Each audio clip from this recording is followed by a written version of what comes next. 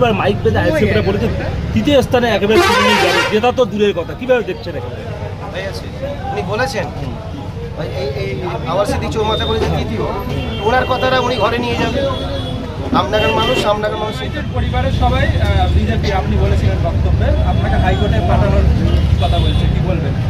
আমাকে পাঠাবে, ওনার সে ক্ষমতা নাই। তার কারণ কিছুক্ষণ আগে বলে দিয়েছে না, উনি বলতেন সবাইকে নাকি, আমি তো নিজেও জানি না, এই কিছুক্ষণ আগে শুনলাম।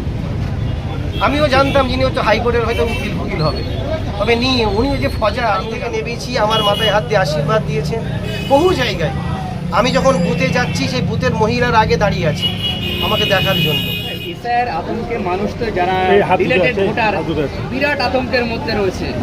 তার মধ্যে আপনি বললেন যদি তৃণমূলে ভোট না দেন তাহলে ডিটেনশন ক্যাম্প নিশ্চিত, যদি একটু ব্যাখ্যা করেন। যাদেরকে ডিলিট করেছে, কারা করেছে? বিজেপি করেছে। কারা করেছে? নরেন্দ্র মোদী করেছে, ইয়ে করেছে, অমিত শাহ করেছে। এরা তো পুরো ঠিক করে নিয়েছে যাদেরকে আমরা বার দেবো, এদের সবাইকে ডিটেনশন ক্যাম্পে পাঠাতে হবে। আপনারা নিশ্চয়ই দেখেছেন গত বিহারে কয়েকদিন আগে ভোট হয়েছিল, যাদের নাম এসআইআরে বাদ গিয়েছিল সবাইয়ের নাম কিন্তু আজও পর্যন্ত বাদ। ব্যাংকের কাগজ, ব্যাংকের বই ক্যান্সেল করে দিয়েছে, আধার কার্ড ক্যান্সেল করে দিয়েছে, এবং তাদেরকে এখন তৈরি করছে ডিটেনশন ক্যাম্পে নিয়ে যেতে। ওই জন্য আমি বাংলাবাসীকে বলবো, আপনারা আপনাদের ভোটটা আপনি টিএমসিকে দিন, জোড়া ফুলে দিন, আপনাদেরকে বাঁচাবে একমাত্র মমতা বন্দ্যোপাধ্যায়। এই যে ডিটেনশন ক্যাম্প থেকে বাঁচতে তৃণমূলই একমাত্র ভরসা বলছেন। একদম একদম, এছাড়া তো কোনো উপায় নাই।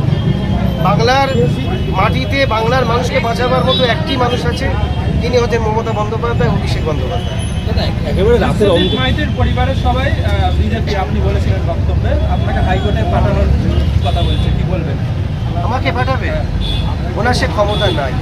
তার কারণ কিছুক্ষণ আগে বলে দিয়েছে না, উনি বলতেন সবাইকে নাকি, আমি তো নিজেও জানি না, এই কিছুক্ষণ আগে শুনলাম। আমিও জানতাম যিনি হয়তো হাইকোর্টের হয়তো উকিল হবে, তবে নিয়ে উনি যে ফজা আমিও জানতাম। যাই হোক, উনি ওনার কাজ করুক না। ওনার যদি হাইকোর্ট খোলা থাকে, আমার জন্য হাইকোর্ট খোলা আছে।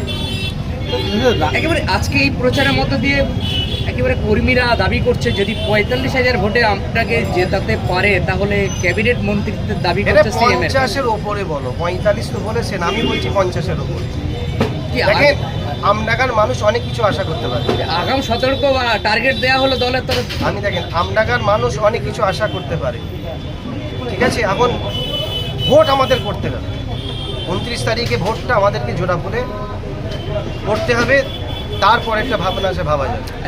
পরিযায়ীদের জন্য কি বার্তা? আপনি বললেন যে হায়দ্রাবাদে যারা আছে তাদের একটা, বিশেষ করে যেহেতু আমি এলাকায় বহুবার এসেছি, এই আধাটা এলাকার অনেক ছেলেরা বাইরে আছে, হায়দ্রাবাদে থাকে, কর্ণাটকে থাকে, কেরালে থাকে, চেন্নাই আছে, মহারাষ্ট্রে আছে, দিল্লিতে আছে। আমি সেই ভাইগুলোকে বলবো, ভাই তোমরা এসো, কমসে কম 29 তারিখে এসে ভোটটা তোমরা দিয়ে যাও।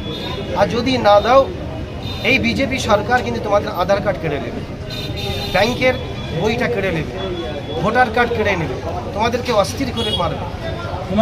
বিজেপির থেকে 1000 কোটি টাকা নিয়েছে, তিনি মুসলিমদের আবেগ নিয়ে খেলা করছেন, কি বলবেন? দেখেন, উনি কি নিয়েছে না নিয়েছে বাংলার মানুষ দেখে নিয়েছে, সেই বিষয়ে আর কি বলবো, বাংলা মানুষ সব বুঝে গেছে।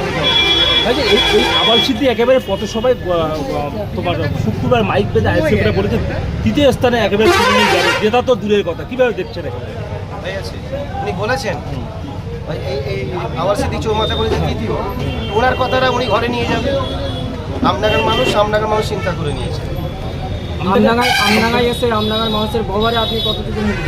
আমডাঙ্গার মানুষ এতটা আমাকে ভালোবাসা দিয়েছে, হিন্দু মুসলমান দলিত আদিবাসী মতুয়ার মানুষের আমাকে এত ভালোবাসা দিয়েছে, তাদের ভালোবাসা আমি কোনোদিন বলতে পারবো না।